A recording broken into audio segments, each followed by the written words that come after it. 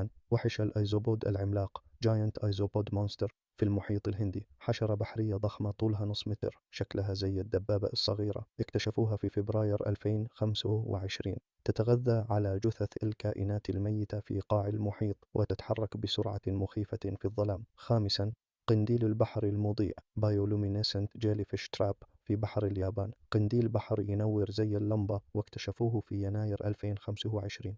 يستخدم نوره عشان يجذب الفريسة له وبعدها يبلعها كأنه فخ مضيء وجميل في ظلام البحر.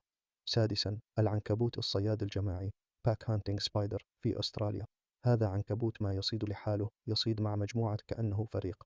اكتشفوه في ديسمبر 2025 يحاصرون الفريسة سوا وسمهم يشلها في ثواني. أول عنكبوت يشتغل بأسلوب العصابات. سابعا، السمكة المراوغة Mirror Fish Illusion في المحيط الهادئ، سمكة جسمها يعكس النور كأنه مرايا، واكتشفوها في مايو 2025. تخدع فريستها بصورة مزيفة عشان تشتتها كأنها تسوي خدعة بصرية تحت المويه. ثامنا، نجمة البحر المتجددة Regenerating Starfish في القطب الجنوبي، نجمة بحر تقدر تجدد أطرافها المقطوعة في أيام قليلة بس، واكتشفوها في يوليو 2025. لو فقدت أي جزء من جسمها ينمو واحد جديد كأنها كائن خالد يعيش في الجليد. وهذه هي آخر 8 حيوانات من القائمة، وبكذا اكتملت السلسلة.